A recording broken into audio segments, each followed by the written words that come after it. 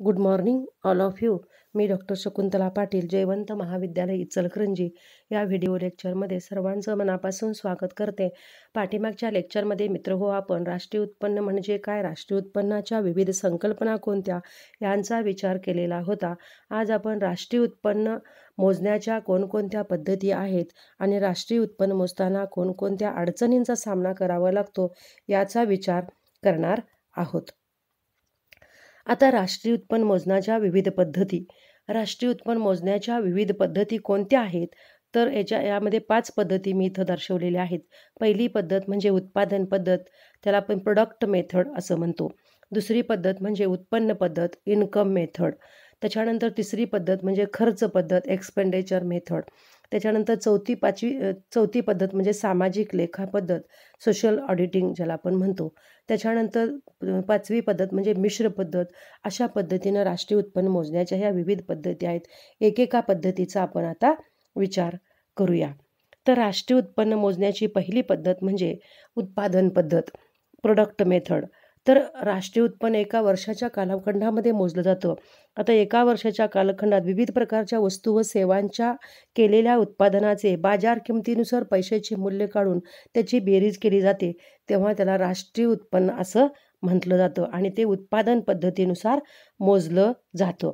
उदाहरणार्थ एका वर्षाच्या कालखंडामध्ये समजा अमुक एक गहू, तांदूळ, साखर, कापड, दूध इत्यादीचं उत्पादन झालं असेल, तर ते झालेल्या उत्पादनाला त्याच्या एकूण किमतीनं गुणून त्यांची बेरीज केली असता राष्ट्रीय उत्पन्नाचा आकडा येतो.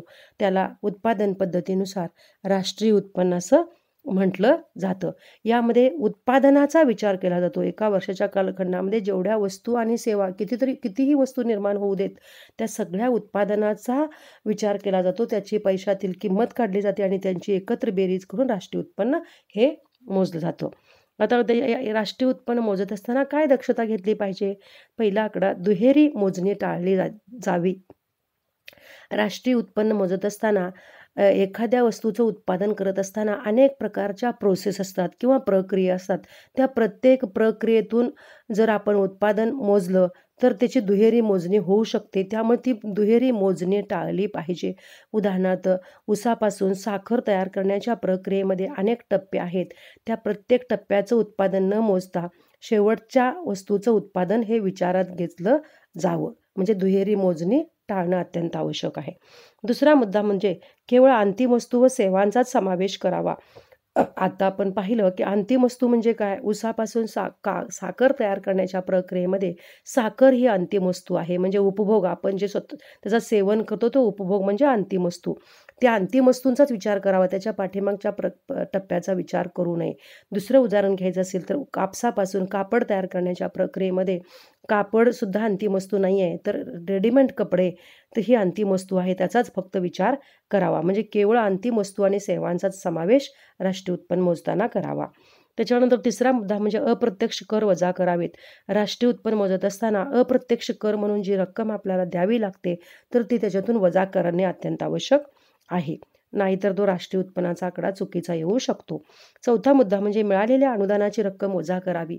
अनेक वस्तू आणि सेवांच्या उत्पादनामध्ये सरकार अनुदान किंवा सबसिडी देत असतो आणि त्या सबसिडीची रक्कम राष्ट्रीय उत्पन्नामध्ये जमा करणं आवश्यक आहे. उदाहरणार्थ सिलेंडर, जे आपण सिलेंडर घेतो त्याची किंमत समजा 600 रुपये आपण घेत असू, परंतु त्याची प्रत्यक्षातील किंमत साधारणतः 1000 असते आणि वरचे 400 रुपये सरकार त्या कंपनीला अनुदान म्हणून देत असते.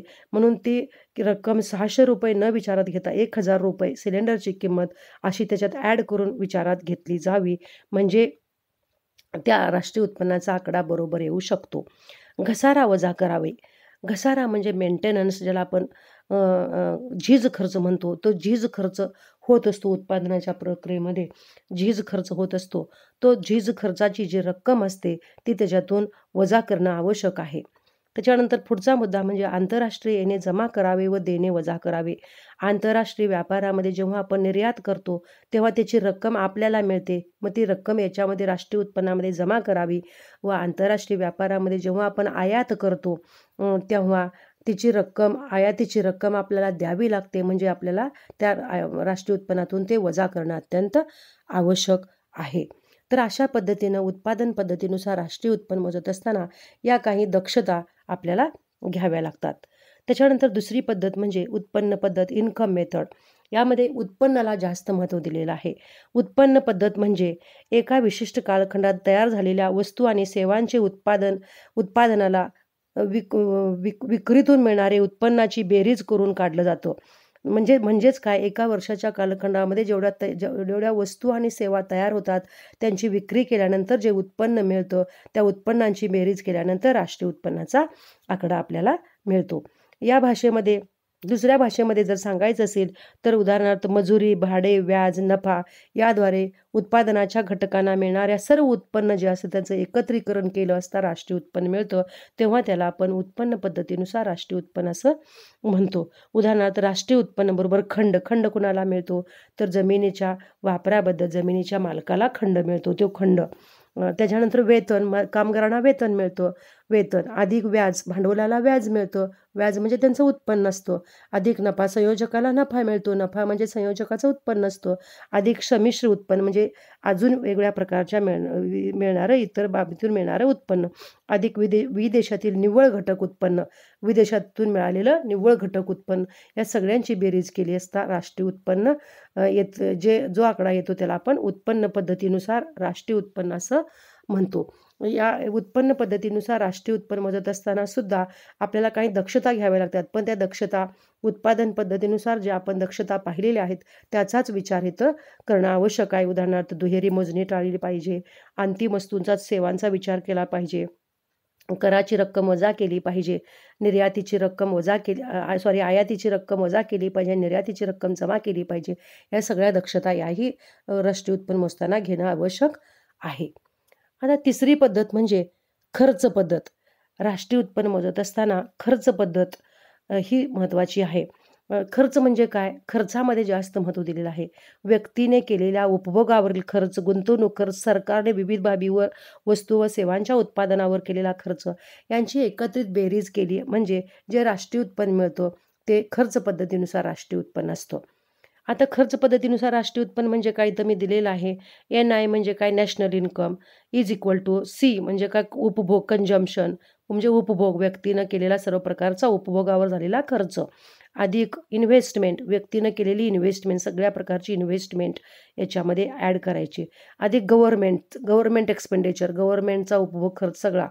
त्याच्यानंतर अधिक एक्सपोर्ट, म्हणजे एक्सपोर्ट म्हणजे निर्यातीची जी रक्कम केलेली असते ती त्याच्यातून खर्च, निर्यातीवर जो खर्च आलेला आहे त्याच्या आपण याच्यात अधिक करायची, आणि वजा इम्पोर्ट, आयातीवर जो खर्च झालेला आहे तो वजा करायचा, अधिक FR म्हणजे फॉरेन रिटर्न्स, परदेशातून मिळालेलं निव्वळ उत्पन्न, निव्वळ खर्च याचा विचार याच्यामध्ये करायचा. खर्च पद्धतीनुसार राष्ट्रीय उत्पन्न अशा खर्चाला महत्त्व देऊन राष्ट्रीय उत्पन्न मोजलं जातं. आता खर्च पद्धतीनुसार राष्ट्रीय उत्पन्न मोजत असताना कोणकोणत्या अडचणींचा विचार करावा लागतो, तर दक्षता घ्याव्या लागतात. तर पहिली म्हणजे आवश्यक ती खर्च विषयक माहिती सगळी जमा करणे आवश्यक आहे. दुसरी म्हणजे दुहेरी मोजणी टाळणं आवश्यक आहे. नवीन भांडवल गुंतवणुकीचाच समावेश याच्यामध्ये करायला पाहिजे. जुन्या भांडवल गुंतवणुकीतून झालेले व्यवहार याच्यात धरू नये. फक्त नवीन भांडवल गुंतवणुकीचाच विचार याच्यामध्ये करणं आवश्यक आहे. त्याच्यानंतर कराची रक्कम वजा करणे, आंतरराष्ट्रीय पातळीवर व्यवहाराची अचूक नोंद घेणे. मग अशा पद्धतीनं राष्ट्रीय खर्च पद्धतीनुसार राष्ट्रीय उत्पन्न मोजताना या काही दक्षता घ्याव्या लागतात.